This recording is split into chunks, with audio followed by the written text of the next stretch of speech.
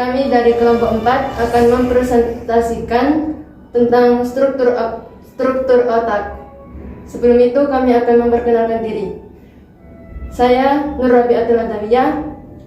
Dan saya Najwa Ibtihalia. Dan saya Hakimah. Saya Ida Fitrata Kamila. Saya Setia Terima. Saya Devi Rizkia Putri. Saya Meka Azradia Usman. Baiklah, saya akan menjelaskan apa itu pengertian otak. Otak merupakan salah satu organ yang fungsinya sangat vital bagi manusia. Otak terdiri atas beberapa bagian dengan fungsinya masing-masing. Setiap bagian otak memiliki tugas tertentu yang memengaruhi sistem kerja berbagai organ tubuh. Otak adalah salah satu organ yang paling kompleks dalam tubuh manusia.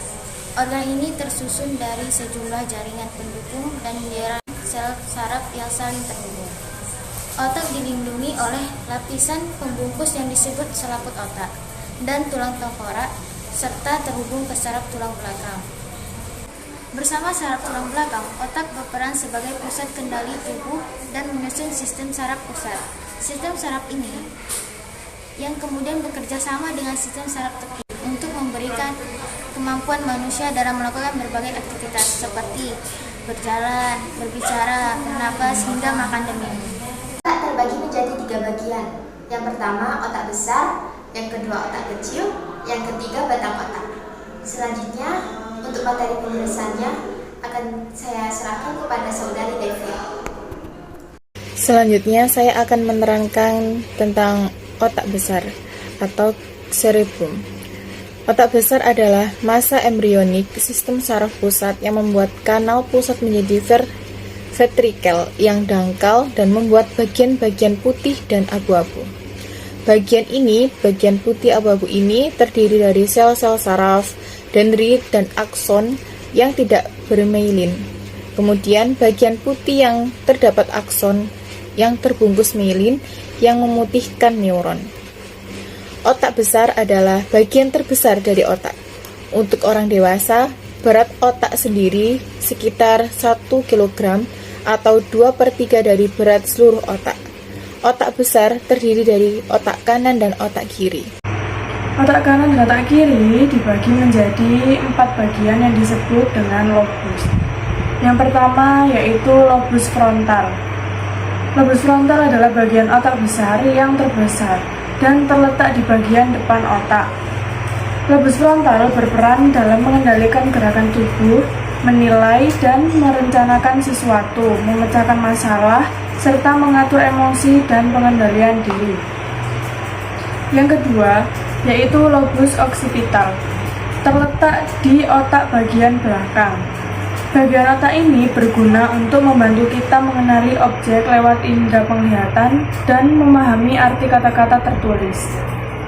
Yang ketiga yaitu lobus temporal, terletak di kedua sisi kepala. Tugasnya yaitu bertanggung jawab terhadap fungsi pendengaran, memori, dan emosi. Yang keempat yaitu lobus parietal, terletak di belakang lobus frontal yang berfungsi sebagai penafsir pesan dari bagian otak yang lain. Otak besar sendiri berfungsi mengatur hampir semua aktivitas manusia dan berperan dalam gerakan sadar, memori, fungsi belajar, emosi, fungsi tubuh, organ keseimbangan tubuh, tekanan darah, dan detak jantung. Kemudian juga alat indera. Otak memproses semua informasi sensorik manusia. Tindakan sadar, bawah sadar, dan sentimental diproduksi di sini. Otak besar bertanggung jawab atas semua jenis kemampuan kecerdasan. Kemudian ada cara kerja otak besar. Cara kerja otak besar sendiri adalah dengan menerima stimulus yang diterima dari tubuh. Jika dianggap penting oleh otak, maka otak sendiri akan menempatkan stimulus dalam memori jangka panjang.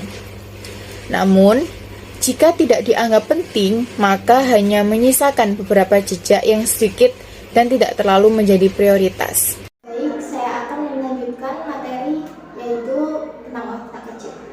Otak kecil terletak di bawah otak besar pada bagian belakang otak, tepatnya di bawah lobus occipital. Otak kecil memiliki ukuran hanya 10% dari seluruh bagian otak. Meski begitu, otak kecil berisi lebih dari 50% sel saraf di otak. Bagian otak ini memiliki banyak fungsi yang berkaitan dengan gerakan tubuh. Lebih tepatnya, organ inilah yang menyempurnakan sinyal dari otak besar ke otot dan membuat gerakan tubuh menjadi lebih akurat. Fungsi otak kecil.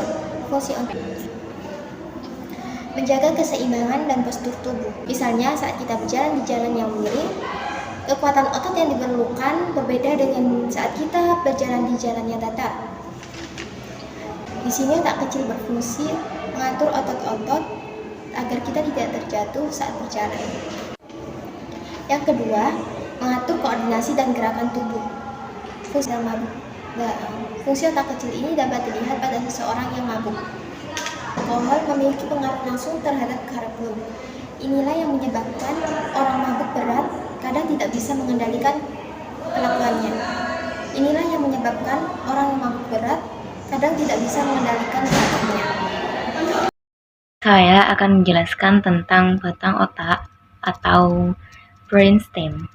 Batang otak atau brainstem ini adalah bagian dari otak yang terletak pada dasar otak yang juga terhubung dengan tulang belakang.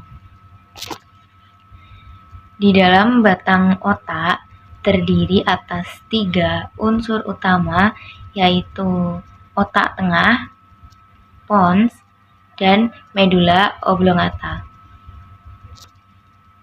Penjelasan tentang otak tengah, pons, dan medula oblongata akan dijelaskan setelah ini. Batang otak sendiri berfungsi sebagai suatu pemancar untuk menghubungkan antara otak besar ke saraf tulang belakang manusia. Selain itu, batang otak juga berfungsi untuk mengirim serta menerima informasi dari berbagai tubuh dan otak manusia. Batang otak juga penting sebagai pusat pengendali fungsi tubuh manusia. Berperan dalam pergerakan mata, pengendalian wajah, dan beberapa fungsi batang otak yang lainnya. Batang otak. Bagian ini merupakan seikat jaringan saraf di dasar otak yang berfungsi sebagai pemancar untuk menghubungkan otak besar ke bagian saraf tulang belakang manusia. Batang otak berfungsi untuk mengirim dan menerima pesan ke berbagai bagian tubuh dan otak manusia. Batang otak terbagi menjadi 3, yakni pertama, otak tengah yang berfungsi sebagai pusat pengatur gerakan otot mata. Yang kedua, pons. Pons ini terkait dengan koordinasi gerak mata dan otot wajah, pendengaran, hingga penglihatan manusia. Yang ketiga, medula oblongata berfungsi mengendalikan beberapa sistem tubuh manusia seperti pernapasan, detak jantung, sistem pencernaan, hingga kemampuan menelan. Selain ketiga struktur utama di atas, terdapat bagian-bagian otak lainnya yang tidak kalah penting, yaitu 1. Cairan cerebrospinal. Cairan ini berwarna kuning dan jernih yang mengelilingi dan melindungi otak serta saraf tulang belakang. 2. Meninges. Meninges adalah lapisan atau membran tipis yang berfungsi menutupi dan melindungi otak dan saraf tulang belakang. Ada 3 lapisan meninges, yaitu durameter, lapisan A, dan piameter. 3. Corpus callosum. Corpus callosum berbentuk serabut saraf yang terdapat di antara belahan otak kiri dan otak kanan. 4. Talamus. Bagian ini merupakan struktur dari otak tengah yang memiliki 2 lobus. Talamus bertindak sebagai pemancar untuk hampir semua informasi yang datang dan berjalan di antara otak dan seluruh sistem saraf di tubuh. 5. Hipotalamus. Hipotalamus adalah struktur kecil yang berada di tengah otak, tepatnya di bawah talamus. 6. Kelenjar pituitari. Kelenjar ini seukuran kacang polong yang terletak di dasar otak. 7. Ventricle. Ventricle adalah ruangan berisi cairan di dalam otak. Ada 4 ventricle otak, yakni 2 ventricle samping di belahan otak besar, di tengah otak dan di belakang otak. Ventrikel saling terhubung satu sama lain oleh serangkaian tabung. Cairan di dalam ventrikel inilah yang disebut cairan cerebrospinal. 8. Kelenjar pineal. Kelenjar pineal adalah kelenjar kecil yang berada di ventrikel otak. Kelenjar ini berperan dalam perkembangan sistem reproduksi dan menghasilkan hormon melatonin yang mempengaruhi pola tidur sehari-hari. 9. Saraf kranial. Terdapat 12 pasang saraf kranial dengan fungsi spesifik di area kepala dan leher. 10. Sistem limbik. Sistem ini berperan dalam mengendalikan amarah dan rasa takut serta mempengaruhi daya ingat. Sekian presentasi dari kami. Kurang lebihnya mohon maaf. Wassalamualaikum warahmatullahi wabarakatuh.